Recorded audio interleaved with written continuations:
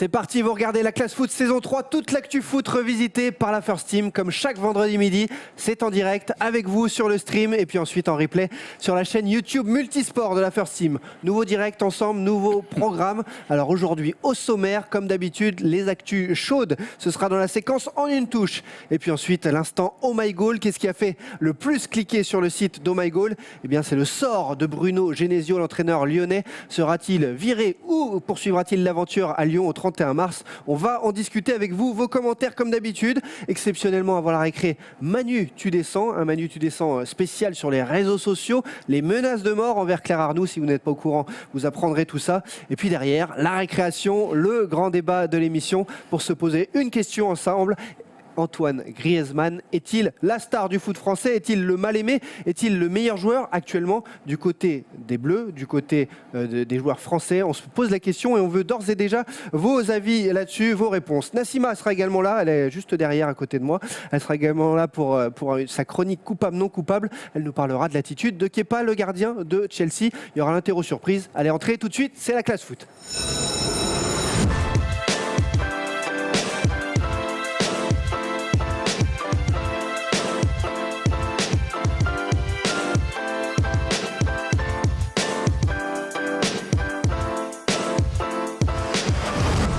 Salut tout le monde, ravi de vous retrouver pour cette nouvelle classe foot en direct. Je vois déjà des messages dans les commentaires pour nous dire que nous sommes en retard. Pas du tout, ça démarre à midi chaque vendredi. Et avant 11h30, vous avez juste un replay normalement du grand débat de la semaine précédente. C'est tout. Salut les amis, en tout cas, bienvenue sur ce nouveau beau plateau de la First Team. Une First Team amputée de ces New-Yorkais que l'on salue, Erwan, Thomas, Polo, qui sortent tout juste à cette heure-ci à peu près de Madison Square Garden, où ils ont dû voir un beau match. Voilà, on les salue bien fort et à leur place cette semaine, nous n'avons pas un, mais deux invités, Double J, deux Julien tout simplement.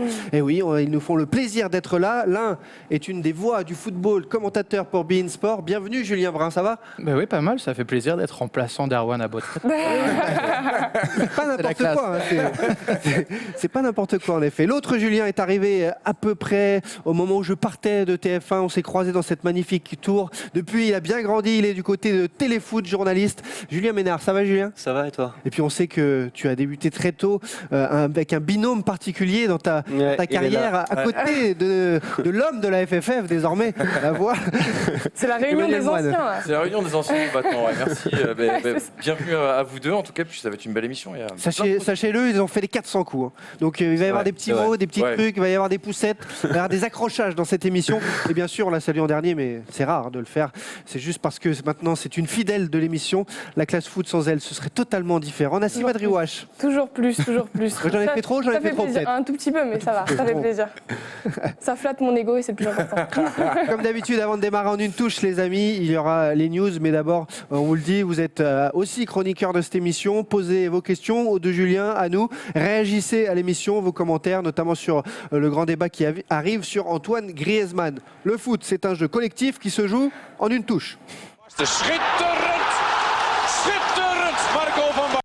En une touche, comme d'habitude, les news, quelles actus ont retenu l'attention du tour de table cette semaine? C'est très simple, la dernière actu en date, elle est toute chaude. La Coupe du Monde féminine, c'est dans 98 jours, tout simplement en France. Les Bleus, EUES, bien sûr, démarreront le 12 juin à domicile au Parc des Princes face à la Corée du Sud. En attendant, elles ont perdu hier, Manu, face à l'Allemagne. Ouais, elles ont perdu face à l'Allemagne. Alors, c'était surtout évoqué cet événement qui va arriver très très vite. C'est vrai qu'on n'en a pas beaucoup parlé. Et ça pourrait nous rappeler un peu les réminiscences de l'été dernier, d'une belle fête, du beau temps et de ces bons moments qu'on aime partager tous ensemble. Des Bleus qui ont perdu hier, qui ont manqué énormément d'impact. Il y avait véritablement un écart de densité physique entre les deux équipes, et notamment à la défaveur de l'équipe de France. Et je dirais pas que c'est inquiétant parce qu'il peut se passer énormément de choses en 100 jours. Mais voilà, il y a encore du boulot il y a encore du boulot en tout cas pour le staff de l'équipe de France. Et puis évoquer aussi les bonnes nouvelles de cette semaine. On sait qu'on a Gianni Gianni Infantino qui a dit que ça allait être un événement absolument exceptionnel. Je crois 500 000 places déjà vendues. Beaucoup de supporters étrangers. Ouais. Des bêtises. Donc ça a l'air d'être un très très bel événement. En fait, on a hâte d'y être et on n'en parle pas assez du foot féminin dans cette émission. 3 ans et demi qu'elle n'avait pas perdu, Julien Brun. Ça t'a surpris hier ou c'est juste une piqûre de rappel? Ouais, mais Corinne Diacre, en ce moment, elle est en train aussi de faire un peu une revue d'effectifs pour savoir quelles seront les joueuses qui seront dans son groupe pour la Coupe du Monde. Après, vous perdez contre l'Allemagne, il n'y a quand même rien d'humiliant, c'est une grosse nation, alors que vous avez battu quelques semaines avant les États-Unis. On se souvient, avant la Coupe du Monde, l'équipe de France des garçons a aussi perdu des matchs de préparation, donc il n'y a pas non plus péril en la demeure. On a encore 2 équipes qui sont en quart de finale de Ligue des Champions chez les filles, avec des joueuses qui sont en train de grandir. Voilà, Katoto, elle était titulaire en pointe hier, mais elle est encore jeune à ce niveau-là, donc sincèrement, il n'y a pas non plus de quoi avoir vraiment peur, et elles auront l'occasion de rejouer, je crois, lundi soir, me semble-t-il, donc ça va. Il leur reste encore 5 matchs amicaux, là, avant le début de la Coupe du Monde, donc pour se rôder, je pense que de toute façon, c'est comme tu disais, c'est pareil que chez les mecs, quoi. Donc faut qu'elles se rôdent, faut qu'elles se préparent, et puis ouais, c'est une défaite, elles ont gagné contre les États-Unis, contre le Brésil 3-1. Voilà, c'est le temps de se rôder et puis la Coupe du Monde, ce sera différent. Justement, il y a Loupiote dans les commentaires qui nous dit qu'il faut mieux avoir une défaite dès maintenant, mettre fin à la série, plutôt que de perdre pendant la Coupe du Monde. D'ailleurs, à l'issue du match, on en a marre d'être les champions du monde du match nul et après arriver en compétition et pas forcément convaincre. Puisque tu évoquais, Julien, Corinne Diacre, c'est vrai qu'il y a quand même un management autour. Alors, on sait qu'on l'avait connu notamment à Clermont en Ligue 2, mais avec cette équipe de France, il y a un management assez dur. On sait qu'elle avait eu des mots, notamment vis-à-vis de Katoto il y a quelques semaines, je crois, où elle avait un petit peu allumé avant France-Brésil. Ouais. C'est assez étonnant, elle est assez détonnante. Je sais que tu as peut-être eu déjà l'occasion de la croiser peut-être en Ligue 2. Moi, je la connais pas du tout perso, mais je sais qu'elle est très à piquer ses joueuses, effectivement. Mais d'un autre côté, elle fait ça tout en allant les voir, tout en discutant aussi avec les coachs. On sait qu'il y a beaucoup de rapports avec Olivier Chouafny, par exemple, l'entraîneur parisien, qui était avant elle à la tête de l'équipe de France. Donc elle suit aussi beaucoup les joueuses. Et lorsqu'elle a piqué comme ça à Marika Toto, c'était parce qu'il y avait eu le mondial des jeunes avant, des moins de 20 ans, où elle n'avait pas été super Katoto.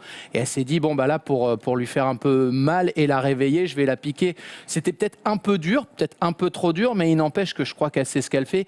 Et elle ne le fait pas uniquement dans ce sens-là, mais elle va voir les joueuses en club et tout. Donc, il y a un peu le good cop, bad cop à elle toute seule, Corinne Diacre. Donc, ça va. C'est pas que du méchant. Prochain match amical de l'équipe de France sera France-Uruguay à Tours ce lundi. On suivra donc les Bleus. Et il y aura certainement des classes foot spéciales pendant la Coupe du Monde féminine. On vous tiendra au courant. Nassima, toi, ton actu de ces dernières heures qui t'a particulièrement intéressé, c'est quoi? Ça m'a particulièrement choqué. Surtout, c'était cette séquence exclusive du Late Football Club, l'émission d'Éric Bénard sur Canal+, où en fait, c'était une séquence un peu inside dans le quart des assistants vidéo.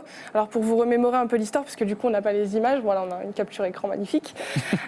C'était pendant Marseille-Nîmes, et en fait, il y avait cette séquence du pénalty non sifflé dans la surface de réparation avec le tirage de maillot de Valère Germain. Et en fait, on est vraiment plongé dans le quart de l'assistant vidéo et on entend vraiment cette séquence d'incompréhension entre Benoît Bastien qui est sur le terrain et Amaury Delru qui est dans le quart. Et on a Amaury Delru qui dit à Benoît Bastien, attends, retarde la reprise du match, laisse-moi le temps de regarder les images. Et en fait, tu as Benoît Bastien qui parle un peu dans le vent, très déterminé, et qui lui dit, écoute, laissez tomber. Voilà, en gros, il leur dit, moi, je siffle contre lui, comme ça on s'emmerde pas, et il continue le jeu. Et du coup, il reprend. Et on entend, bon bah c'est reparti, laisse tomber. Et t'as Amaury Delru qui dit, non mais attendez, comment ça c'est reparti quoi? C'est reparti, mais je suis en train de regarder les images. Mais il parle plus à ses assistants, je pense. Oui, il parle à ses assistants. C'est une séquence où ils sont entre eux, sauf qu'on entend quand même Benoît Bastien sur le terrain parler et dire, bon bah voilà, j'ai sifflé contre lui, comme ça on s'emmerde pas. Et il y a une vraie, en fait, il n'y a pas de discussion directe entre Amaury Delru et Benoît Bastien. Il y a une vraie séquence où tout le monde parle en même temps, on n'entend rien. Et c'est ce qu'on disait avec Manu il y a 2 semaines. On est vraiment sur cette séquence où l'arbitre est dans son choix premier et veut rester borné sur son choix premier, où il a sifflé et il n'a pas envie d'arrêter le jeu et il n'a pas envie de demander l'avis des autres. T'as choqué toi, Julien Ménard?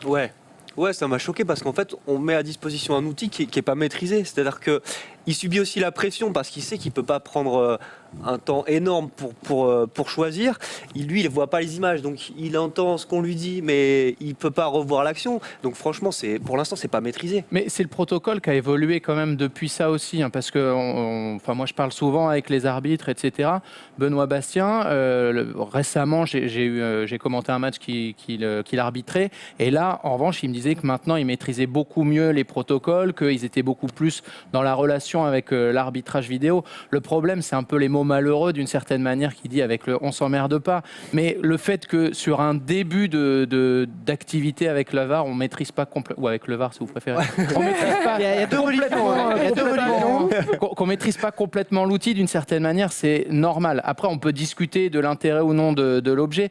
Aujourd'hui, je pense que c'est ce genre d'activité, ça n'arriverait plus. Toi qui es sur les terrains, Ouais. qui commente, c'est un sujet de discussion avec les arbitres Moi, je parle tout le temps, quasiment à chaque match avec les arbitres. Donc, effectivement, ils expliquent aussi au fur et à mesure la manière dont ils arrivent à appréhender les outils, la manière dont le protocole est plus ou moins bien suivi. Ce qui est arrivé, franchement, ce jour-là, c'est vrai que c'est une erreur, hein, clairement. Je pense qu'aujourd'hui, ça n'arriverait plus. Dans le sens où ils prennent beaucoup plus le temps d'attendre avant de faire repartir le jeu. Il y avait la peur aussi de casser complètement, de hacher le jeu, qui est une peur légitime d'ailleurs, parce qu'on le voit que ça arrive sans doute un petit peu trop souvent. Ouais, trop souvent. Oui, mais il n'empêche que ce genre d'action-là, ça n'a quasiment plus aucune chance d'arriver aujourd'hui, entre guillemets, et en tout cas avec Benoît Bastien, c'est certain que non. Dites-nous dans les commentaires hein, si ça vous a choqué ce moment, cette VAR là qui se dérègle un petit peu au niveau humain, si j'ai envie de dire. On en parle avec vous dans les commentaires. On prend aussi vos questions. Autre news de la semaine parce que c'est important, du foot, du terrain. Là, il n'y a pas eu de problème de vidéo. 3-0 victoire du Barça, qualification en Coupe du Roi. Le Classico est de retour dès ce samedi sur les antennes de beIN Sport avec justement le match de championnat. Cette fois, ce n'est plus la coupe. Est-ce que le Real, selon vous, va avoir de l'honneur pour redresser la barre à domicile et ne pas prendre une nouvelle déculottée, ou alors est-ce que le Real va continuer de couler? Quel est votre avis sur ce plateau? Je ne sais pas si c'est une question d'honneur, c'est aussi une question de talent et de niveau. Et je pense qu'il y a plus de talent du côté du Barça, offensivement, aujourd'hui. Quand on voit Vinicius, par exemple, qui est titulaire au Real, qui va sans doute être un très bon joueur, mais c'est un enfant encore, il a 18 ans. En face, il y a Messi, Suarez qui marque toujours, quoi qu'on dise, et puis Dembélé qui commence à être mieux. Je pense qu'il y a une différence de niveau vraiment entre les deux équipes cette année. Manu? Après, le score de 3-0, il est quand même un petit peu Flatteur. en effet pour le Barça, parce qu'il y a quand même eu une véritable opposition entre ces deux équipes. Après, il y a eu 5-1 à l'aller en championnat. Il y a ce résultat en match retour Ils ont eu les moyens de marquer largement avant d'en prendre 3, c'est sûr. Hein. Ce match-là, il va quand même être important, parce qu'on rappelle que ces deux grands clubs sont gérés comme des partis politiques, plus ou moins comme des grandes associations où le président est élu, et forcément Bienvenue sur LCI. C'est House of Cards. ça fait pas bon ménage, si tu veux, ça fait pas bon ménage, et ça augure en tout cas, je pense, de beaucoup de changements du côté du Real, notamment l'été prochain. Il y en a qui nous disent dans les commentaires que les classicos font moins rêver qu'avant. Nassima, pour toi, tu vas suivre cette histoire. Enfin, je pense que ça fait pas Tu seras moins peut-être LCI, rêver. mais tu vas suivre. Je pense que ça fait moins rêver dans le sens où on voit qu'il y a quand même pas mal de copinage maintenant entre les joueurs. Il y a cette séquence à la fin du match où on voit Ramos avec Piqué en train de se parler, de se prendre dans les bras un peu. Donc forcément, je pense que ça entretient le fait que ce soit moins excitant qu'avant. Mais bon, le Classico, ça reste le Classico, ça reste un match qu'on va suivre. Et même si vous dites que le score est flatteur, il est flatteur, mais il est révélateur, quoi. Il est révélateur du niveau du Real. Le départ de CR7, ça leur a fait du mal devant. Voilà, tout ça, ça se ressent. Effectivement, c'est une équipe qui est en reconstruction, mais ouais, sur les Classicos, ça se sent. C'est toujours particulier chez beIN, Julien Brun. Les classicos. Ouais, un Real Barça, Barça Real. Bah, surtout quand vous êtes là, quand il y a Omar qui Ouais, c'est ça. prépare. Voilà, c'est ça que je voulais Ça savoir. fait beaucoup de bruit, mais. Non, mais Raconte-nous. Raconter, Omar, vous le voyez à l'antenne, bah, c'est la même chose. Sauf que c'est peut-être encore plus bruyant parce que quand il a le micro, il se dit qu'on l'entend. Alors que quand il l'a pas, il se dit qu'il faut qu'il se fasse entendre. Non, mais ce qui est certain, c'est que c'est pas une victoire imméritée du Barça, pas du tout, évidemment. Quand vous gagnez 3-0, il n'y a pas à dire. Mais il n'empêche qu'effectivement, c'est quand même un flatteur, et deux, le Real, c'est ça, c'est une équipe qui est complètement en reconstruction.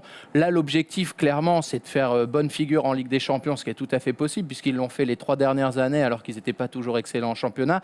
Et l'objectif maintenant, c'est de réussir à trouver le bon coach, d'aller chercher Eden Hazard et 2-3 autres joueurs pour essayer de grandir et de permettre à des garçons comme Vinicius, justement, d'arriver dans un collectif qui les emmènera à grandir.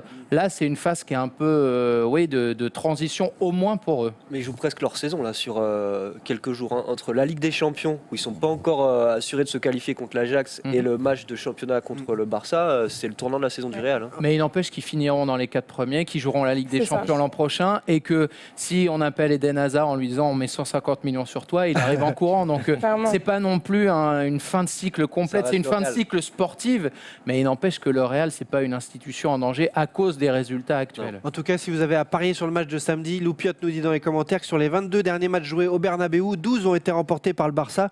Ça fait quand même beaucoup. Dernière news, en bref, les amis, rapide tour de table. Il y en a un qui vient de prendre sa retraite officiellement cette semaine. Pourtant, vous avez l'impression que depuis des années, il l'a déjà prise. C'est Abou Diaby, 32 ans. Ça vous a fait quelque chose quand même? Ah Rien ouais. du tout. Ah si, J'ai cru carrément. que t'avais dit Non, mais rien du tout. franchement, c'est l'un des plus grands regrets qu'on puisse avoir en Clairement. France. Ce gars-là, il était exceptionnel. Les premières saisons qu'il fait avant de se faire charcuter 2 fois sur les terrains anglais, c'était un joueur qui avait le niveau pour être titulaire en équipe de France, sans problème. avoir des stats à la Patrick Vieira en termes de sélection, en termes de jeu. Et le problème, c'est que voilà, il y a eu une grosse blessure au départ. Derrière, il y a eu des petites blessures de compensation à chaque fois, une deuxième blessure et c'était terminé. Mais sincèrement, il avait tout pour lui, le jeu, le physique, le charisme aussi et la classe humaine. Ouais. Sincèrement, c'est Il y vraiment. en a qui l'ont déjà croisé là sur le gros- plateau là. Ouais, Vous n'avez ouais. pas eu l'occasion? Ouais, toi tu l'avais vu. Ouais, j'ai parlé un petit peu avec lui. Je veux pas dire. Mentalement, que- ça a dû être une carrière horrible. Ouais, c'est Oui, sûr. mais Ouais, c'est ça ça, doit il a être été très dur. super fort et il n'empêche que c'est quelqu'un qui est toujours très positif, qui n'avait pas non plus de haine des autres, enfin qui est toujours resté focus et dans sa ligne, quoi. Donc franchement, c'est Ouais, il était- un vrai gros gâchis. Justement, pour rejoindre ce que je disais dans l'émission d'RMC où il annonce sa fin de carrière, justement, il le prend avec un recul assez incroyable, quoi, parce que franchement, sa carrière, elle est faite de blessures, de coups durs, et franchement, n'importe qui psychologiquement lâche l'affaire, quoi, lâche l'affaire bien plus tôt. Mais Et franchement, spirituellement, il est très fort. Ouais, comme, c'est ça. comme Il gars. s'est- À l'été, c'est vraiment quand- battu, quoi. Quand l'Olympique de Marseille le récupère avec ce fameux contrat aménagé, en off, Arsène Wenger, au cours d'une émission à l'époque, tout près de TF1, me glisse. Il pourrait même pas faire une saison en CFA à l'époque, aujourd'hui National 2. Et donc je lui dis non mais c'est pas possible quand même. Il me dit nous on le lâche obligatoirement parce qu'il ne peut même pas faire une saison. Et Marseille le prend et en effet ça marche pas. C'est fou. Non, mais C'est c'était un terrible. pari qui n'était pas Très très peu joué, coûteux hein. d'une Non, non, certaine voilà. manière, donc il fallait Fallait l'essayer. essayer, mais- fallait Et essayer. pourtant, sur son premier match en CFA, il régale. Hein. Je me rappelle, on avait diffusé le match et bon, il finit pas le match, mais je me rappelle qu'il régale. Et merde. Et comme souvent, malheureusement, comme tu disais, depuis ces deux blessures en première ligue, ce qui est fou, c'est n'oubliez jamais, parce qu'on parle souvent des jeunes talents, on parlait de Vinicius tout à l'heure, et souvent on leur promet beaucoup de choses.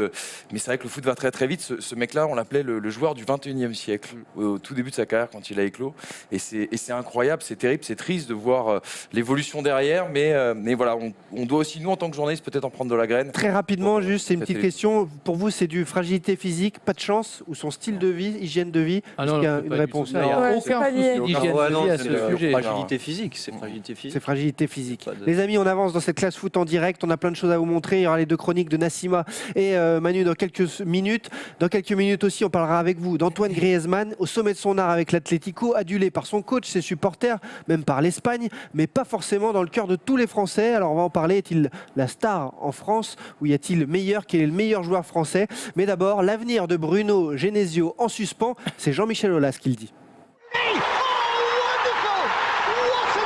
Rendez-vous le 31 mars et vous saurez, c'est du Jean-Michel Aulas dans le texte, le président lyonnais, qui l'a dit, il donnera à ce moment-là sa décision concernant l'avenir du coach Bruno Genesio. Alors partira pas, dégagera pas, restera pas. À vous de nous dire ce que vous en pensez, aussi votre avis intime dans les commentaires. Ça fait énormément parler sur les réseaux sociaux du site Oh My Goal, notre partenaire que vous connaissez. Et c'est pour ça qu'on en parle dans cet instant Oh My Goal. Alors Genesio, après le 31 mars, ça va être out ou ça va être on reste avec lui et on poursuit l'aventure? À votre avis, Nassima? Moi, je dis qu'il faut qu'il parte, il doit partir. Est-ce qu'il partira, ça c'est autre chose, mais il faut qu'il parte. Genesio, Fin de cycle. c'est fin de cycle, c'est terminé, on a vu, revu. Les supporters lyonnais, ce serait leur prouver qu'on les écoute un peu, c'est-à-dire qu'ils en peuvent plus, qu'ils en ont marre. Effectivement, quand on voit l'Olympique lyonnais, c'est pas total régal, c'est pas tu t'assois. Enfin, le match face à Monaco, c'est une purge, mais franchement, je trouve ça honteux de ne rien proposer comme ce qui s'est passé face à Monaco. Donc ouais, je pense que Genesio a fait son temps. Merci monsieur, au revoir. crois que vous êtes tous de son avis. Non, Mais je crois que les arguments sont pas mal. je te trouve Côté non, après, supporter lyonnais en tout cas. Je comprends tout à fait l'avis de Nassima. Je le partage. Pour moi, il faut qu'il y ait un choc culturel au sein de l'Olympique lyonnais et peut-être d'aller chercher un entraîneur qui a un petit peu plus d'envergure, d'aller chercher des nouvelles méthodes, parce que prendre un entraîneur étranger, c'est pas seulement s'acheter un nom, c'est prendre des nouvelles méthodes, c'est casser aussi une certaine manière de travailler, et on a vu que ça a marché dans d'autres clubs. Après, attention au Genesio bashing, parce qu'il fait quand même du bon travail, Bruno Genesio. Il y a ce 8e de finale de Ligue des Champions. Il y a la qualification l'an dernier, bien sûr, directement justement pour cette Ligue des Champions. Justement, parlons-en du 8e. Du 8e. Oui, Tu veux oui, qu'on en parle face au Barça? que Ils n'ont pas énormément de chance face au Barça, franchement. Je me suis fait tuer par les. Voilà, non, mais on peut en discuter sinon dans le fond de jeu. Éliminé pendant 90 minutes et plus. Mais ce que je veux dire par là. C'est normal en même temps. Oui, en même temps, c'est la logique. Non, mais c'est vrai que ça suit une certaine logique. Moi, ce que j'aimerais qui change un petit peu à l'Olympique lyonnais, c'est qu'en championnat, ce club-là nourrisse un petit peu plus d'ambition. Parce que c'est un grand club français, parce qu'on a grandi. Mais là-dessus, on est d'accord. Français. Et je pense que, même s'ils n'ont pas les mêmes moyens que le Paris Saint-Germain, ils doivent jouer les coups à fond et avec justement ce surplus d'ambition, d'aller titiller un peu plus. Et vous pensez que son avenir à Genesio se joue juste sur qualification ou non contre le Barça et le suivi en Coupe de France et en championnat? La qualification, de toute façon, ça ne peut pas intervenir, à mon avis, dans le sens où s'il passe, c'est un exploit, s'il passe pas, c'est normal. Donc il n'y a pas trop de raisons. S'il passe, il reste à 100%. S'il passe, ça va être quand même compliqué de le mettre dehors. Ah mais moi de toute façon, je pense qu'il va prolonger. Donc Julien Brun pense qu'il va prolonger. Je dis pas que j'espère. Moi, c'est pas mon job. J'imagine quand même que Jean-Michel Aulas, vu tout ce qu'il a fait à Lyon, on peut en penser ce qu'on veut. Il sait comment gérer son club. Et s'il veut le prolonger, c'est pas non plus juste pour faire plaisir à un pote. Il sent que ça fonctionne quand même plutôt bien avec les joueurs, mine de rien. Certes, avec une partie des supporters, c'est beaucoup plus compliqué, mais c'est Jean-Michel Aulas le patron quand même d'une certaine manière. La Vox Populi, ça peut avoir un poids, mais il n'empêche que si en fin de saison, Lyon termine 2e, gagne la Coupe de France et aller en demi-finale de Ligue des Champions, la Vox Populi par rapport aux résultats de Genesio, elle ne vaudra pas grand-chose d'une certaine manière. Les gens peuvent ne pas l'aimer, peuvent ne pas... Il n'empêche qu'au niveau des résultats, jusqu'ici, ça fonctionne plutôt pas mal. Il n'a pas surperformé, mais il n'a pas sous-performé non plus. Donc l'idée de prolonger quelqu'un qui connaît le club, qui l'aime beaucoup, qui avec les joueurs réussit mine de rien à gérer humainement plutôt pas mal les garçons, parce que même Fils de Paille, depuis qu'il l'a, il a réussi à faire ce qu'il fallait à peu près avec lui. Au niveau du management, que d'autres n'auraient pas réussi à faire. Donc effectivement, ils n'arrivent pas à être au niveau du PSG, mais ils n'ont pas les joueurs qui sont du PSG. Ils ont des super joueurs, mais ils ont des gars qui, s'ils étaient vraiment au niveau du PSG, ils seraient à Paris, ils seraient à Chelsea, ils seraient au Real. Là, ils ont des gars qui sont très forts à certains moments, mais qui n'arrivent pas à être au même niveau tout le temps. Dès maintenant, pourquoi attendre 31 mars? Là, on est dans un mois, la pile maintenant. C'est aussi une façon de le maintenir sous pression. Au moment où il l'a dit, ils n'avaient pas encore joué leur match de Coupe de France, donc ils ne s'étaient pas qualifiés. Là, il y a la grosse échéance contre le Barça. C'est suffisamment tôt, je trouve, dans la saison pour... le 30 mars, c'est une date à peu près cohérente, je trouve. Je pense qu'il a appris aussi, entre guillemets, l'erreur de Jacques-Henri Hérault qui a re-signé très très vite Rudy Garcia et Andoni Zubizarreta. Et Jean-Michel Aulas en a beaucoup parlé ces dernières semaines dans les différentes interviews où il expliquait justement qu'il n'allait pas précipiter sa décision. On a des déclats d'Aulas d'ailleurs qu'on peut... Voilà. Pour revenir sur ce que Julien disait, qui était très intéressant, tu disais que d'un point de vue sportif, tout se passe bien. Il faut même aller plus loin d'un point de vue financier, parce qu'il y a quand même un business model à l'Olympique lyonnais qui marche aussi beaucoup avec... Je ne dis pas que c'est parfait, non, juste qu'il est dans les clous. Non, mais t'as raison et ça marche. Et on peut aussi rajouter le volet financier, parce que l'Olympique lyonnais doit former des jeunes, doit faire des plus-values sur des jeunes sortis du centre de formation. Et aujourd'hui, ça marche aussi. Alors ça veut dire qu'il y a des noms qui sont sortis, d'ailleurs dans les commentaires vous en avez donné. Alors il y en a qui ont dit Domenech, Zidane, c'était plutôt pour sourire, mais il y a aussi des noms comme Patrick Vieira qui sont sortis du chapeau. Tu crois qu'il ne serait pas capable d'amener des jeunes, de toute façon le centre de formation... Mais là, le but, c'est pas forcément non plus d'amener des jeunes. Il y a des joueurs qui sont là. Je pense à Aouar, Ndombele. On n'a peut-être pas encore vu le meilleur de ces joueurs-là à Lyon.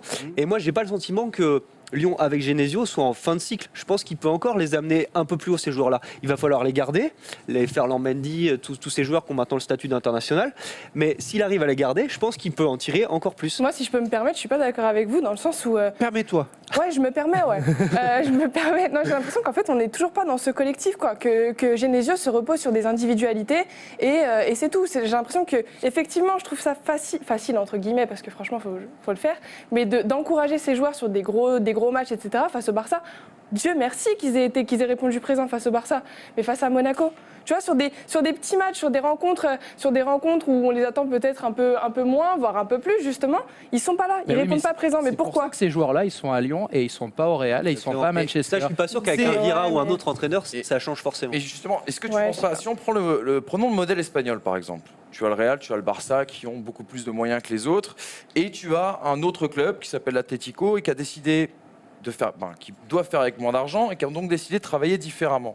Qu'après un entraîneur qui a une identité de jeu que l'on connaît très bien, qui a un projet aussi, si tu veux, une manière de travailler qui est peut-être différente de ces deux clubs, et quelque part, ils arrivent à compenser avec une autre méthode, avec un autre projet. Est-ce qu'aujourd'hui, il ne devrait pas se passer la même chose du côté de l'Olympique Lyonnais? Mais le budget juste d'un Diego Simeone, aucun club français en dehors de Paris peut se le payer. Non, hein. mais évidemment. Sans doute. Donc, c'est Non, mais sans doute. quand même, Mais c'est. Et puis c'est pas dans l'âme de Lyon non plus d'avoir des grands noms. Ils ont eu Garde, ils ont eu Fournier, ils ont Alors eu justement, des- parlant de des- ça, de- dans de les super- commentaires, il y a d'accord. énormément de gens dans les commentaires Ouais. qui nous disent José Mourinho, de toute façon, il attend le 31 parce qu'il veut sonder Mourinho. Vous y croyez un truc comme ça, un José Mourinho à Lyon? Et est-ce que ça ferait plus de jeux? Franchement, il faut avoir vu ce que produisent les équipes de Mourinho depuis 5 ou 6 ans.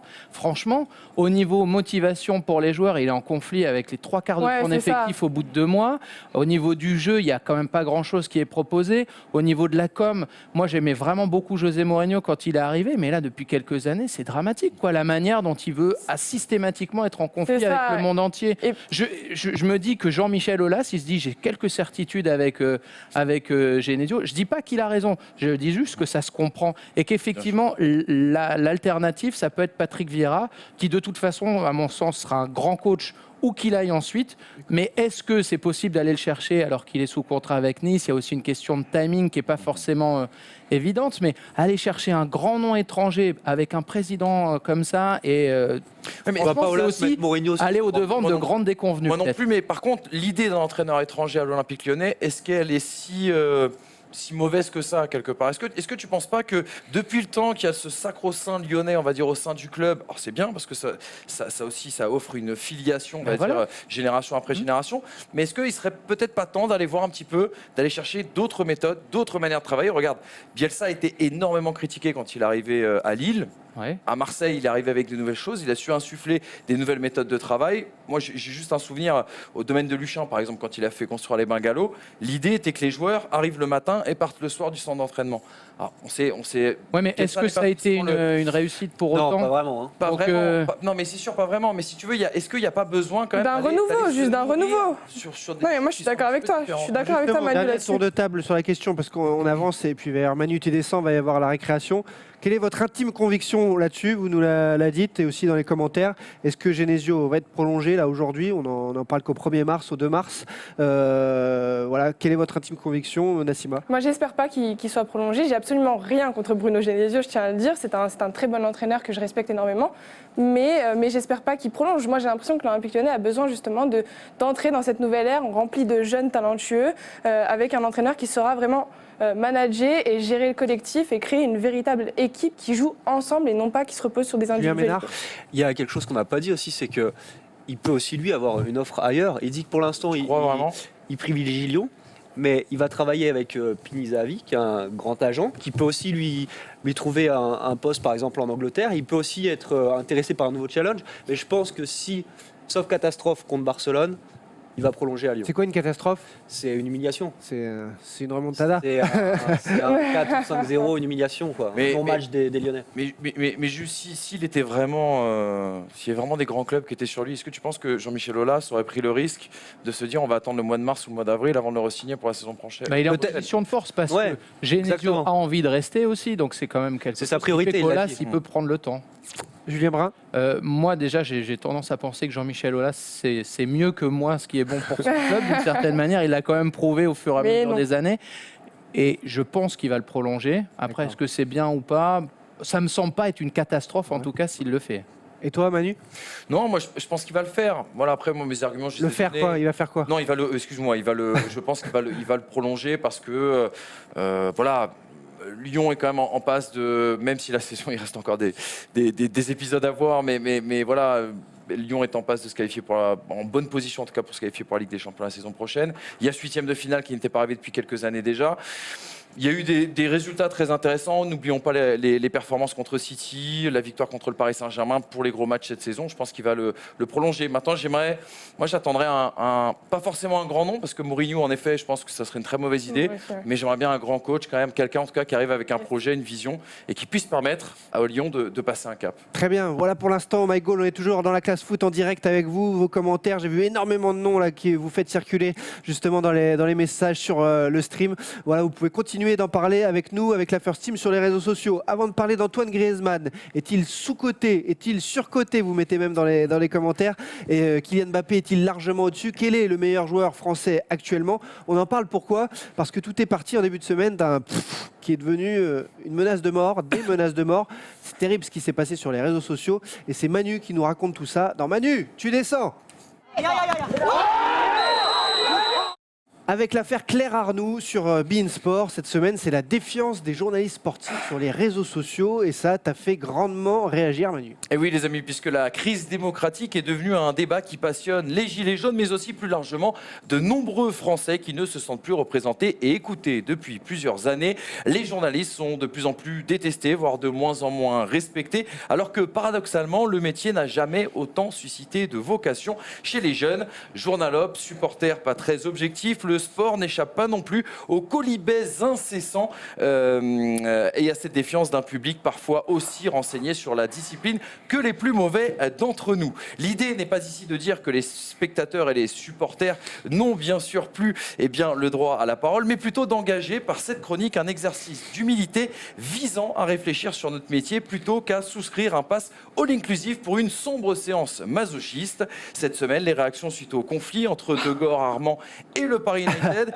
les menaces de mort envers Claire Arnoux révèlent un profond malaise et renforcent l'idée que la famille du journalisme français doit commencer une introspection sans pour autant virer à la terreur. Alors Manu, tu parlais de l'affaire Claire Arnoux, quel est ton sentiment là-dessus? Alors moi je partage absolument pas l'avis qui pourrait être défini, qui pourrait conditionnel, être défini par ce pouf de rire, en tout cas lâché lors de cette émission, notamment sur le débat Griezmann. Il est bien évident, il est bien intolérable également, bien inquiétant et presque désespérant que Claire Arnoux ait subi cette cabale dégueulasse au relent parfois de sexisme, bien sûr, et de jalousie. Toutefois, l'écosystème des médias sportifs l'a considérablement changé depuis des décennies et face à la concurrence toujours décuplée, voire infernale, la tentation de la course au scoop et au sensationnel apporte forcément une sorte de désinformation. Dans ce cas présent, la quête aussi parfois perpétuelle du clivage et du débat amène à des éditorialisations parfois ubuesques. Voilà, vous les connaissez. Trace de pneus dans l'histoire. Parce que oui, parfois il faut faire du spectacle et oui, parfois on oublie un petit peu qu'on a une carte de presse et qu'on est journaliste. Et ce n'est donc pas du tout la faute ou pas Claire Arnoux qui est à blâmer ou à pointer du doigt, mais davantage à ce rôle dans lequel nous pouvons aussi tomber, celui d'incarner un personnage, une position pour plus de spectacle et plus de buzz, en oubliant bien sûr notre mission première qui est bien sûr celle d'informer. L'ère du talk étant à son apogée, certains confrères ont aussi basculé dans ce que j'appelle moi la névrose de l'arbitre, c'est-à-dire quand l'homme au sifflet veut être aussi connu que le jeu et les joueurs et occupe une place bien trop importante, presque au-dessus du sujet, de son sujet lui-même. Et on ne parle pas ici de Claire Arnoux, mais d'autres stars de cet écosystème dont les méthodes maintes et maintes fois révélées ont pu choquer, voire dégoûter certains spectateurs. On sait que le journalisme français a besoin d'une bonne thérapie, une bonne grande thérapie, et beaucoup le veulent. Mais bon, les réseaux sociaux vont aussi beaucoup trop loin. On a reproché en fait aux journalistes d'être parfois donneurs de leçons, mais les réseaux sociaux sont aussi l'incarnation parfaite de cette pensée unique où celui qui ne pense pas comme les autres n'a pas le droit tout simplement de s'exprimer. Les réactions sont parfois démesurées et il faut aussi l'accepter, car on pratique un métier que beaucoup aimeraient exercer. Nous sommes des privilégiés, on ne doit jamais bien sûr l'oublier, et c'est un petit peu aussi pour certains la rançon du succès. Ce qui est inacceptable, c'est quand le supporter ne comprend pas que le journaliste ne puisse pas être l'un des siens. Il était par exemple impossible de se réjouir du sacre de l'équipe de France l'été dernier et de soulever en même temps certains débats, notamment au niveau du jeu, n'en plaise bien sûr à la team premier degré. L'émergence de médias partisans qui travaillent bien ne s'oppose absolument pas au journalisme traditionnel. Il faudrait peut-être par contre veiller à ce que le football circus ne devienne pas un immense café du commerce où le débat ne serait qu'appauvri. Merci Manu. Très bien, tout de suite, sans plus tarder, justement, il vient de parler de l'affaire Claire Arnoux parce qu'elle a osé dire que Kylian Mbappé était beaucoup plus fort qu'Antoine Griezmann. Alors on parle de tout ça tout de suite dans la récréation. de France est championne du monde en battant le Brésil. Un petit et c'est toute la toile qui s'emballe, qui s'embrase complètement. Je parle de la réaction donc de Claire Arnoux quand Xavier Vaution estime sur beIN Sport qu'Antoine Griezmann est le meilleur joueur français actuellement. De la torrent de réaction, menace de mort, ça va trop loin, vous l'avez compris. Mais au fait, Antoine Griezmann est-il le meilleur joueur français actuellement? Lui qui brille sous le maillot de l'Atlético Madrid, est-il mal aimé, sous-estimé ou surestimé pour certains d'ailleurs? Vous avez votre avis à donner. On en parle tout de suite avec vous les amis. Que pensez-vous de cette situation où on a deux stars, deux attaquants avec un plus jeune que l'autre, un qui monte en flèche, Kylian Mbappé, et qui est une vraie star hollywoodienne, j'ai envie de dire désormais. Alors Julien Ménard, en plus toi tu as souvent des interviews avec lui, tu le côtoies. Kylian Mbappé et tu l'as vu grandir. Aujourd'hui, Antoine Griezmann, est-ce que c'est la star française? Première question. Pour moi, non. Pour moi, la star française, c'est Kylian Mbappé. Mais on n'est pas obligé de les comparer, en fait. Ça peut être un super joueur. C'est un super joueur, Antoine Griezmann, un très grand joueur au niveau mondial, en Espagne, pour l'équipe de France. Mais pour moi, aujourd'hui, c'est pas le meilleur joueur français. Je pense que déjà, il y a une grosse différence entre les deux. Déjà, juste en prenant juste la base, il y en a un qui joue en Ligue 1 et un qui joue en Liga. Donc forcément, nous, quand on le voit évoluer, Kylian Mbappé, c'est sous nos yeux, c'est chez nous, c'est en France. Donc forcément, et puis ça a été hyper rapide. On l'a vu évoluer à Monaco, on l'a vu évoluer au Paris Saint-Germain. Donc forcément, ça augmente et ça rend le truc un peu plus amplifié autour de Kylian Mbappé et du coup au détriment d'Antoine Griezmann qui lui est en Liga, là où Ronaldo évoluait, là où Messi évolue encore. Donc forcément, c'est en Liga, et ni au Real ni au Barça. Oui. En plus. Oui, en plus, ni au Real ni au Barça. Donc forcément, je pense que ça y joue dans le traitement médiatique d'Antoine Griezmann, mais c'est pas pour autant qu'il est sous-coté ou sous-estimé, je pense. Parce qu'il y en a qui nous le disent justement là dans les commentaires là, et bien sûr qu'il est sous-coté, il a une science du jeu tactique, il joue pour les autres, c'est un attaquant hors norme et son entraîneur Diego Simeone dit aussi qu'il peut jouer à tous les postes tellement il comprend le jeu. Julien Brun, c'est un truc qui te touche particulièrement, qu'est-ce que tu penses de ça? Disons qu'on a un joueur qui est, ça y est, il est formé d'une certaine manière, il est taillé, on sait qui c'est Antoine Griezmann, on sait tout ce qu'il sait faire, tandis qu'on a Mbappé qui est plus, non pas une promesse sur l'avenir, puisqu'il est déjà champion du monde et qu'il a déjà montré ce qu'il valait, notamment dans les phases finales de Ligue des Champions. Il n'empêche que c'est quelqu'un dont on ne sait pas jusqu'où il peut aller. Griezmann, il a peut-être encore une légère marge de progression, mais c'est moins évident que Mbappé ou même, moi je mettrais Ousmane Dembélé dans le lot aussi, des joueurs comme ça. On n'est pas du tout dans une comparaison, voilà ce que je veux dire aux gens qui nous suivent, on n'est pas du tout dans une comparaison là entre les deux joueurs, on est vraiment sur un truc beaucoup plus global en tant que joueur français. Mais plutôt que de se prendre la tête de savoir qui est le meilleur, on devrait plutôt être vraiment content d'avoir comme ça 3-4 joueurs qui sortent du lot, parce que je parle de Dembélé, mais on peut parler de Paul Pogba aussi, qui depuis quelques semaines là, il est redevenu un joueur exceptionnel.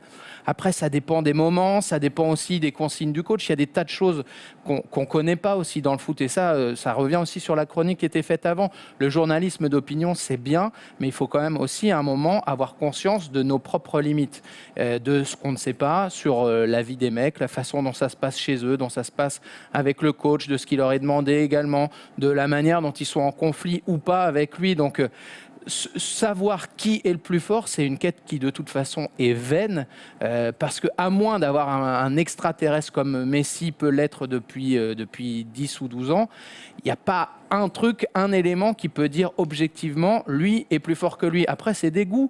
Voilà, Julien, il dit que lui, il préfère Mbappé. Ça se défend comme quelqu'un d'autre qui pourrait dire je préfère Griezmann parce qu'il est plus mobile, parce qu'il est plus malin. Griezmann et l'actuelle forme justement du joueur, parce qu'ils ont fait un coup retentissant en Coupe d'Europe aussi, en gagnant le match aller 2-0 contre la Juventus de Cristiano Ronaldo. En Liga, cette saison, il est dans ses standards un peu en retrait sur le nombre de buts, mais il devrait y arriver. Un but tous les 2 matchs, voilà. De toute façon, c'est à peu près ça pour Antoine Griezmann. Mais il n'est pas au même poste qu'un Ronaldo quand il était au Real ces dernières années non plus.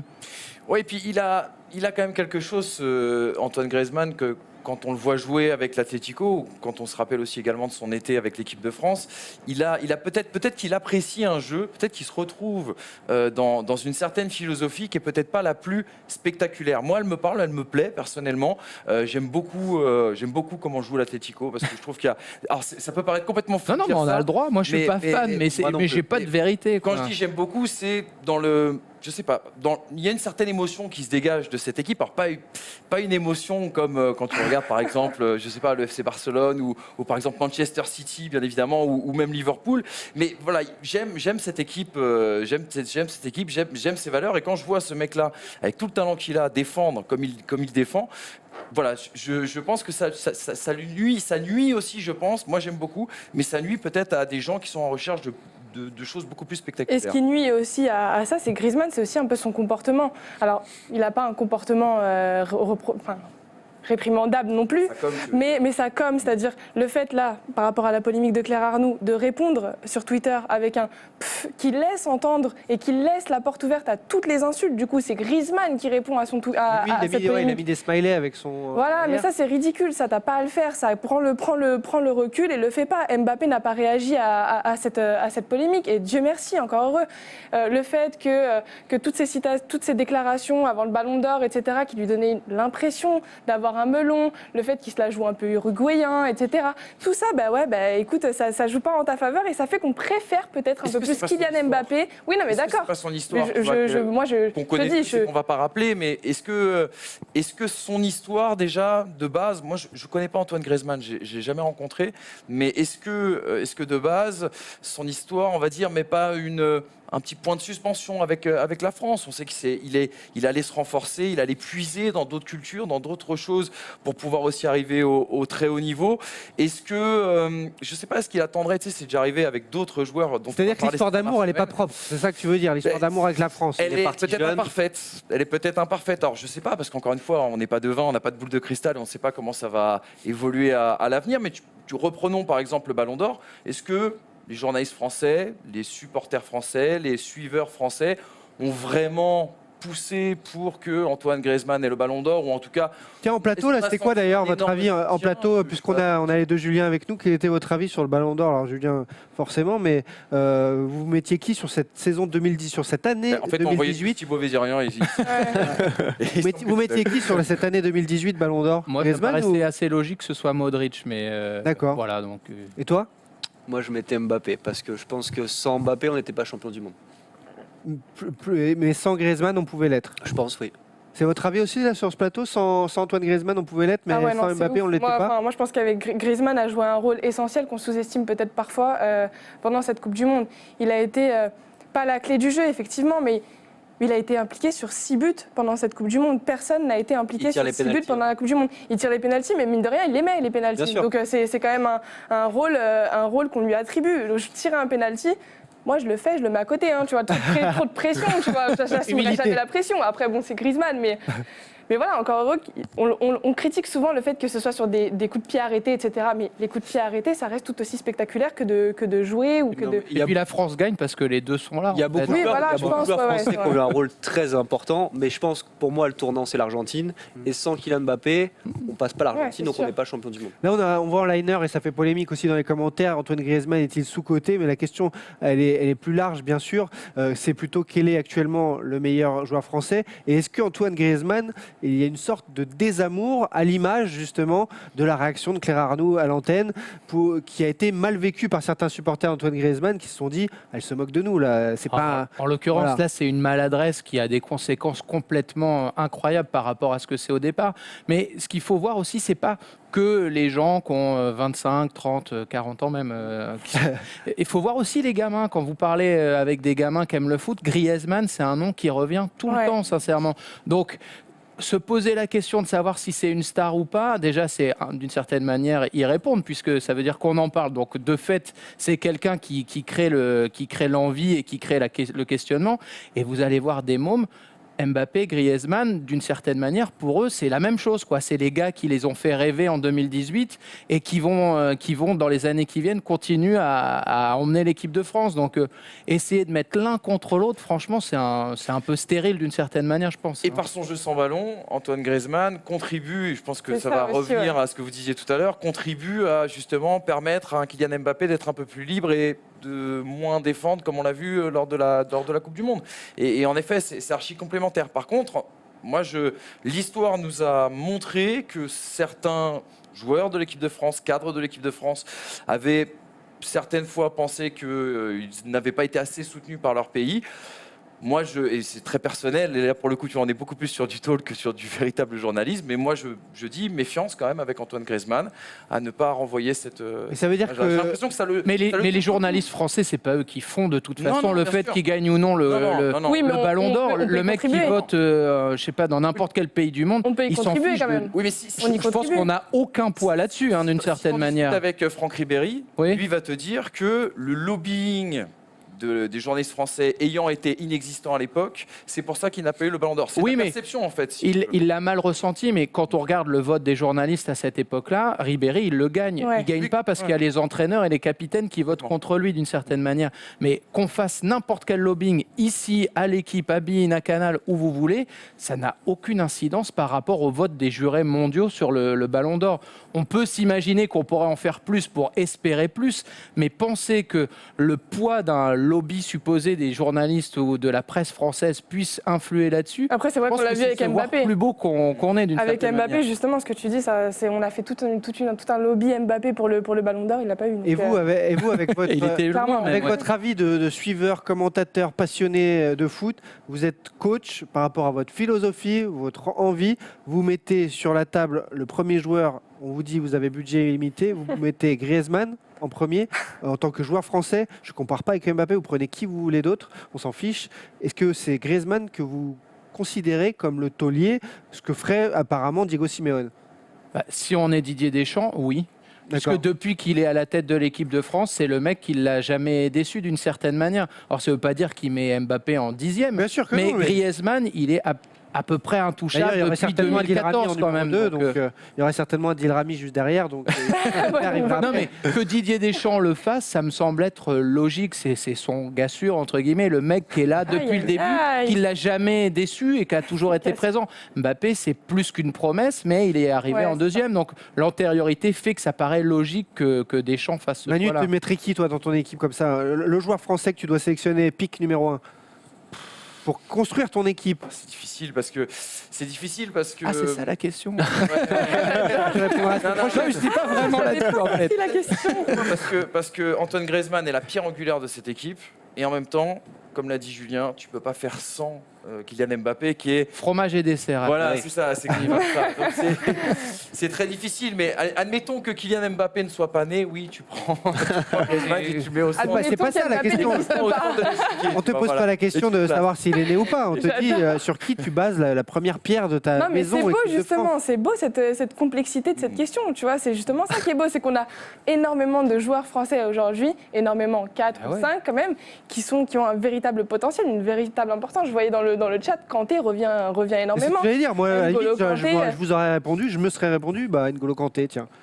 Et comme ça, après, on voit les artistes. Ouais, mais ça, qu'on met c'est parce autour. que tu Ouais. kiffes vraiment, quoi. N'Golo Kanté, là, Après, il y on a souvent de tendance l'amour, là. aussi à choisir des joueurs plutôt offensifs, mais c'est vrai que Kanté est Ouais, bien sûr. la liste. C'est l'esprit de contradiction, peut-être surtout. Bon, on a fait le tour de la question avec vous, les amis, toujours Attends, en juste, je direct peux dans dire un cette truc classe. sur Claire Arnoux. Vas-y, si c'est une dédicace à ta mère, ton frère et tout. Bisous non. maman, bisous mes frères.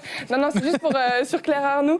Je pense qu'elle n'a pas été aidée par le fait d'être une femme. Alors là, je suis pas du tout féministe ni rien, mais je tiens à lui adresser tout notre soutien parce que ouais, ok, je suis pas d'accord avec sa réaction, mais les gars, C'est du fou. des menaces de mort. C'est-à-dire que sur Twitter, on a assisté à un déchaînement, un déferlement de haine, et c'est grave. Vous vous rendez pas compte à quel point un tweet, à quel point un commentaire peut piquer quelqu'un, et que ce soit dans sa vie en général. Vous imaginez pas à quel point le harcèlement, c'est violent et c'est très dur. Et je voulais lui adresser notre soutien. Et voilà, c'est une mauvaise passe, et je suis sûre que de toute façon, elle a l'entourage nécessaire pour s'en relever. Mais voilà, ne sous-estimez pas l'importance de vos tweets et de vos mots, parce que franchement, ça peut vraiment, vraiment atteindre quelqu'un. C'est vrai que ces petits mots et grandes conséquences pour cette affaire, pour la pauvre Claire Arnoux. Soyez un peu vigilants sur les réseaux, même si on peut discuter, on peut s'embraser, on peut vraiment y aller volontiers, et vous le savez, avec la classe foot et la first team. Mais c'est vrai que là, ça a été très très loin cette semaine, d'où le débat, d'où le Manu tu descends. Et puis, toute autre chose, tout de suite, coupable, non coupable, on continue de juger et d'en discuter ensemble. Cette fois, c'est l'affaire Kepa qui a fait parler Nassima. Guilty, not guilty. Le gardien de Chelsea a-t-il été coupable d'un manque de respect envers l'institution, les supporters, le club de Chelsea? La juge Nassima a enfin revêti à nouveau sa robe et elle va, grâce à vous aussi, vos vidéos comme chaque semaine, valider tout ça ou non? Ouais, c'est une bien sombre affaire que nous ouvrons cette semaine puisque nous avons tous eu vent de cette séquence à peine croyable qui a eu lieu sur les pelouses anglaises dimanche dernier lors de la finale de la Carabao Cup qui opposait Chelsea à Manchester City. Alors pour rappeler les faits à ceux qui étaient bien loin de cette séquence incroyable, on y voit Maurizio Sarri, l'entraîneur de Chelsea, demander à Kepa de sortir du terrain pour céder sa place à Caballero pour la séance de tir au but, l'opposant à City. Et en fait, dans cette séquence, on voit tout simplement Kepa, le portier espagnol âgé de 24 ans, refuser tout simplement de sortir, ce qui donne lieu à une séquence d'à peu près 2 minutes 04. Autant vous dire que 2 minutes dans le football, c'est long, mais alors qu'est-ce que c'est long? Et c'est une séquence vraiment mélangée de colère et d'incompréhension. Et ça nous a laissé vraiment perplexes de quoi avoir ouvert cette question. Kepa était-il coupable ou non coupable d'un véritable manque de respect envers son institution, son coach ou même son club? Ou bien s'agissait-il d'un simple malentendu entre les deux hommes, un malentendu qui a duré quand même 2 minutes. J'appelle à la barre notre premier avocat, maître Jérémy, avocat des parties civiles. On vous écoute.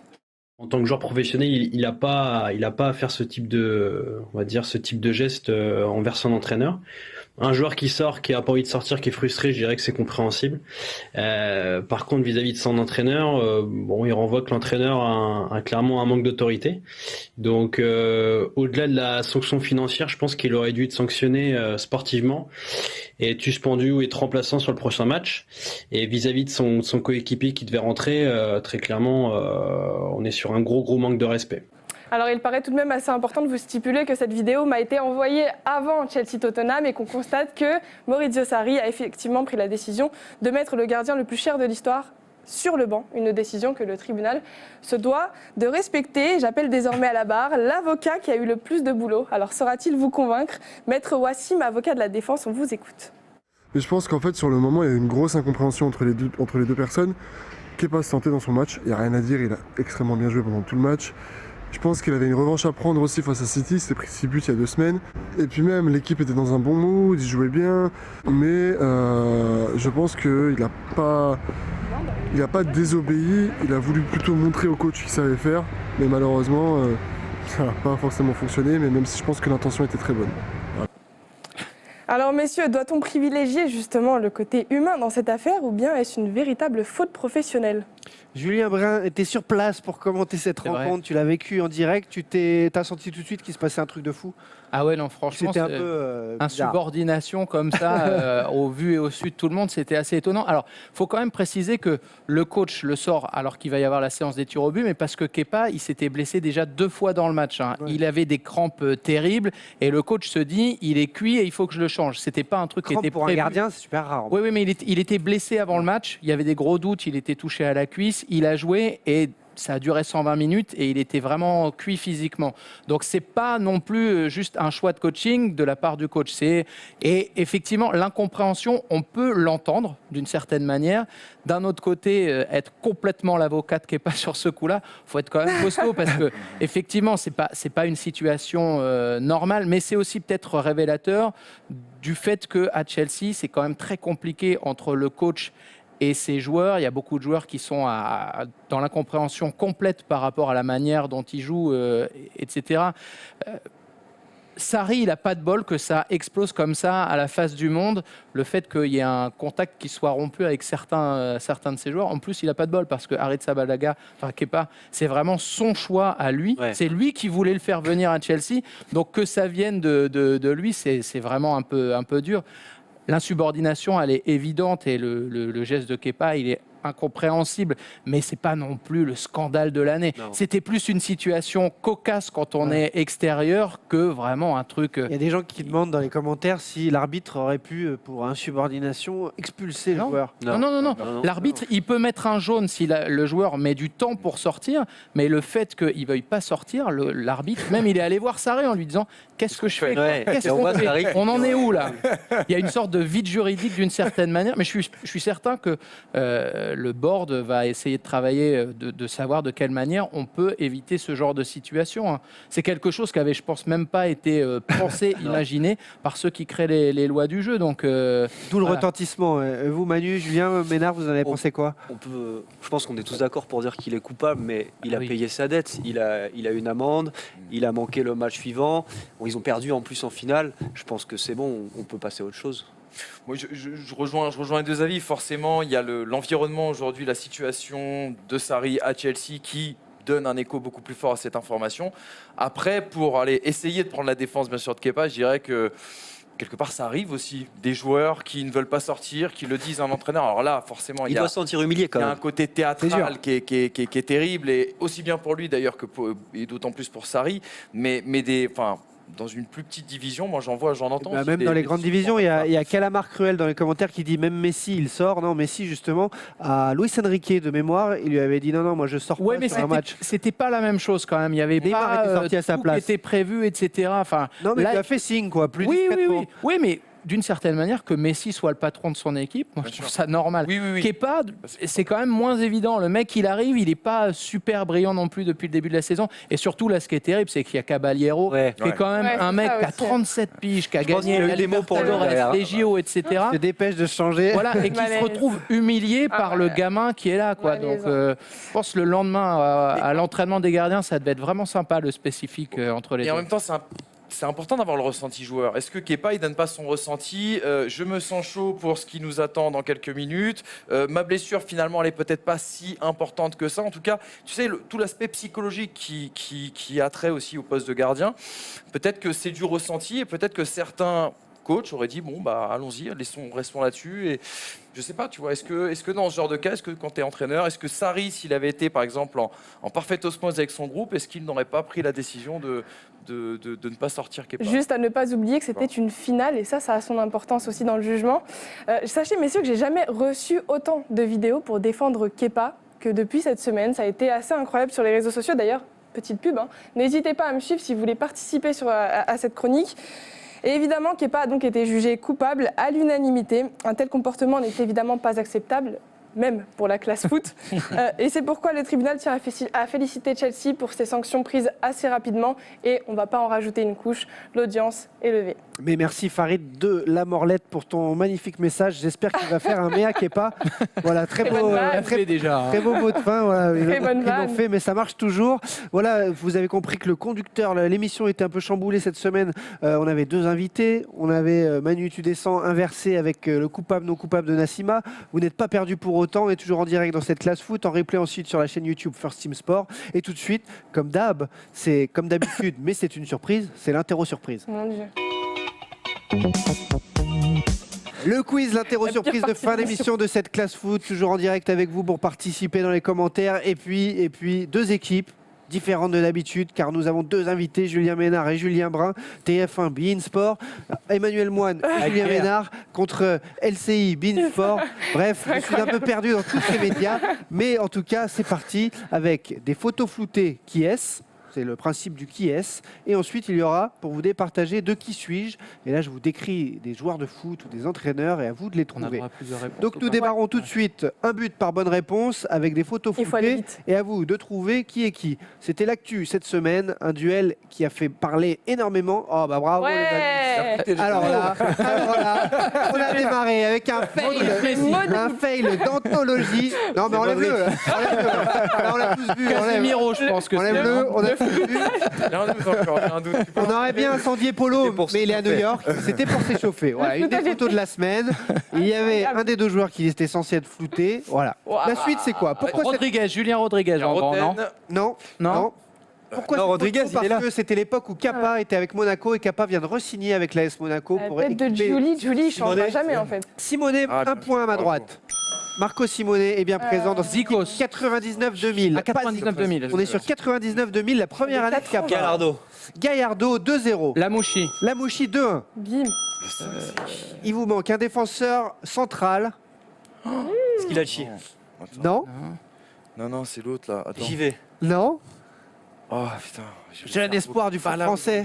Tristan Val. Tristan Val, ah là là, 3 buts à 1 et il manque un joueur qui partira ensuite en première ligue, latéral qui jouera de grandes joutes de Coupe d'Europe. Ah, Rizeux. Rize, 4 buts à 1. Pas mal. Ouh là On là, poursuit. c'était- Monaco Bien joué, est resté bravo. avec Kappa jusqu'en 2001. Alors en 2000-2001, à quoi ressemblait l'AS Monaco? Je rappelle le retour de Kappa avec Non, mais l'ASM. sérieux, et La Julie, il n'a barre, pas bougé de place. Eh ouais, Pontus Farnerud, Gaillardo, 2000, vous voyez. C'est quelle année? On est 2000-2001? l'année d'après. On est l'année d'après. On C'est a pas en Porato le pré-saison. gardien? C'est Porato, Porato, 5 buts ouais. à 1. Vu. Bien joué. Là, il y a un défenseur international étranger. Panucci, non? Ça aurait pu, mais il est pas sur la photo, mais ça aurait pu. Qui Alors, jouera là. en Espagne plus tard. Qui jouera la Copa América, qui jouera la Coupe du Monde. Ah, Marquez. ouais. Marquez, Ah, 5 buts à 1. Là, là. Et un. Nassima, réveille-toi. hein. Oui, et un- bah, ouais, écoute, voilà. moi, je suis en Tu le spectacle. plonges. Tu le Moi, je suis en fais plonger. spectatrice, apportez-moi un café. Hein. Et il y a quelqu'un qui dit John Rachid, deuxième en bas à gauche presque. Les gamins. Il y a Ah, de l'autre ouf. joueur qui vous manque, c'est un joueur pur sang du foot français. Un mec qui a fait plusieurs clubs français, qui était réputé pour sa ténacité, son côté bagarreur. Jurietti? Jurietti, Ah, 6 ouais, buts ouais. à 2. 6 buts à 2 pour Julien Manu Ouais, moi aussi. contre Nassima et Julien Brun. Contre Julien Brun tout seul. On revient encore un peu en arrière avec un champion d'Europe qui a marqué l'histoire de ce club. Qui est ce joueur? Morientes. Morientes, 7 buts à 2. Mais en plus, il l'a dit tout doucement, genre. Mais j'ai hésité en fait, mais je sais pas, c'est. Voilà. Bien Bravo, joué, hein. bien joué. C'est le. Voilà. Je pense qu'on est. Et confiance en toi, Manu. Ouais. Quel Cette- est ce joueur cette qui a coupe joué te dans les barre. années 90 à Parme avant de jouer à Naples également? Ouais, sérieux, il n'y a que des Oui. photos de. Benoît Cohen, Non, non, ce n'est pas Benoît Cohen. Euh, Il se serre dans les bras parce qu'ils sont très proches. Très proches, c'est-à-dire. Ils sont en couple.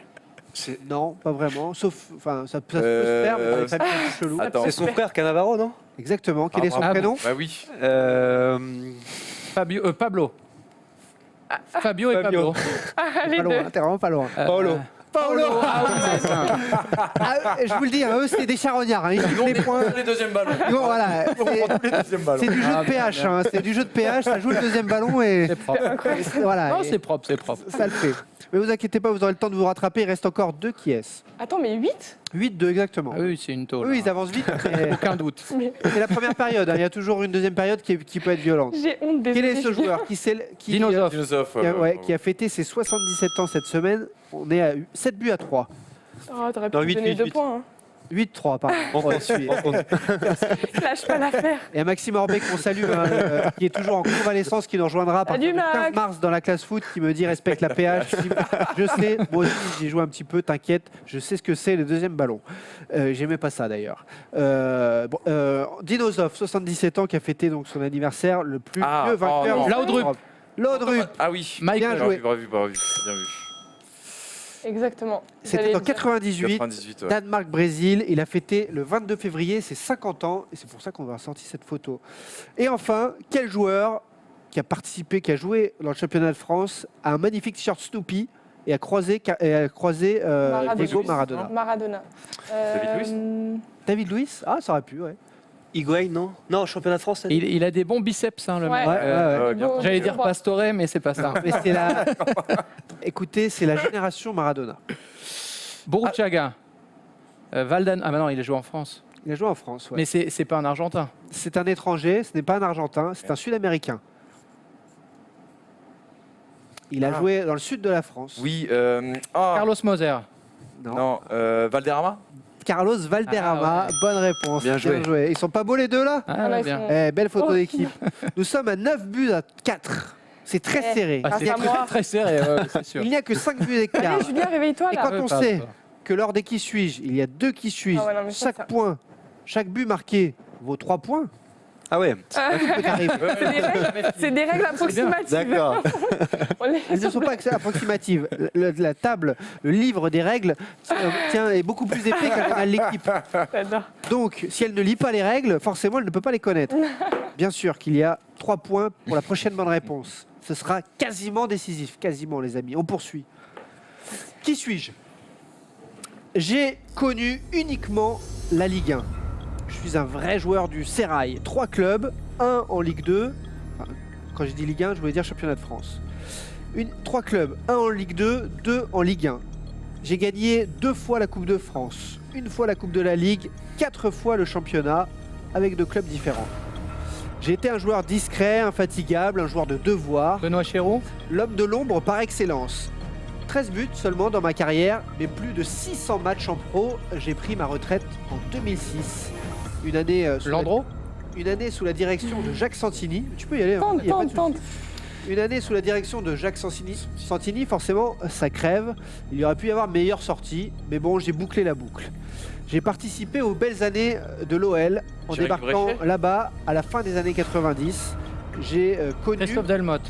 j'ai construit les futurs succès lyonnais. Jean-Marc Chanley. Et ensuite, j'ai été de retour aux sources, à Auxerre d'abord, puis en Vendée, où je suis désormais. Ouais. Philippe Violo. Philippe Violo, bonne réponse. Et vive la Vendée. Ouais. Voilà. 9 buts. Pas faire, À 7. j'ai pas- un peu Tout de- va se jouer sur le Maintenant. dernier qui suit. C'est terrible. Oh là là. Ils ont c'est mené violent. tout le match. Sont-ils en train de s'effondrer dans la Oh. dernière ligne droite? Je pense qu'on est bon. Les deux jeunes, le duo magique des années. Vous avez fait quelle école ensemble? Le LJ, Le Paris. Paris, ouais. Et quelle boîte de J'ai nuit fait le ensemble? SJ Paris, moi aussi. Toutes. Il y en a eu Tous. quelques-unes, ouais. Bon, c'est ce que je voulais savoir. En province. Surtout en province en plus. Ah ouais. Quelle ville de province vous avez vécu? Non, on peut pas tout dire. Ouais. Faut aller voir le registre des naissances. Faudrait en dire un peu plus. Dites-nous dans les commentaires si vous voyez sur cette dernière ligne droite plutôt la remontada à ma gauche de Nassima et Julien Brun ou Julien Ménard et Emmanuel Moine qui craquent ou pas en fin de match. Qui suis-je? Je me suis fait recaler à l'âge de 19 ans par le LOSC, la Lazio de Rome et les Moldaves de Tiraspol. Ça, Salibur. c'est la honte. hein. Ça, les Moldaves de Tiraspol, c'est relou. 19 ans par le LOSC. Mais bon, t'as été quand même au LOSC et à la Lazio avant. C'est finalement en région parisienne, en National 2, ex-CFA, Pour toi, ça là-bas. Guano. CFA et CFA2, que je me lance en Europe. J'étais avant, jusqu'à 19 ans, au Sénégal. J'ai été ensuite très vite repéré, 10 matchs au niveau amateur. Et là, je connais ensuite 2 fois l'Angleterre, 1 fois l'Allemagne Mané. et 3 clubs en France. Les montagnes russes, pourquoi? Parce qu'avec certains clubs étrangers dans lesquels j'ai joué, je visais le titre, l'Europe. Et en France, j'ai surtout connu le maintien, la relégation, la peur de descendre. En France, j'y suis de retour depuis le mois de janvier. Après avoir rompu mon contrat en Angleterre du côté de Sunderland, j'ai désormais 30 ans. Didier Ndong. Non. Je reste dur sur l'homme, Ah, Cazerie mais Non, j'ai c'est. d'erreurs techniques et de placement Allez. en maturité et je compte bien aider. On peut afficher Ouais, le tableau de bord j'avoue, parce que je pour suis les perdu, aider. là. Ils sont un peu perdus. Ok. C'est Narbo. Ah, Qui est ce défenseur j'ai central? envie de mourir. Gillo Boggi. Gillo Boggi, victoire sur le fil. Victoire sur le fil, Julien Brun. Tout seul, hein, on va dire. Ah oui, Non, non, non, il est gentil, il est La gentil. team. La Siva a-t-elle Eh, existé? eh, Et oui, c'est à moi. le soutien indéfectible. Quelle victoire! Papi, Gillo Je l'ai Boggi. motivé, je l'ai motivé. Papi Gillo Boggi qui offre la victoire au côté gauche. Bravo pour cette classe foot. Bravo, On est messieurs. parti trop fort. Vous avez été plus que des faire-valoir, en effet. Vous avez été brillants. C'est encore une fois ce problème de chronomètre. Le temps réglementaire était-il fini? On en saura plus. On va en discuter. On reverra l'émission si vous voulez la revoir. C'est sur les replays, bien sûr, de YouTube, la First Team Sport, la chaîne différente de la chaîne NBA, vous connaissez. Sur le Facebook de My Goal aussi, comme d'habitude. Les commentaires sur Instagram, on est là avec vous. Il y a nos amis qui sont toujours, et que l'on salue, Erwan, Thomas, Polo, du côté de New York jusqu'à lundi.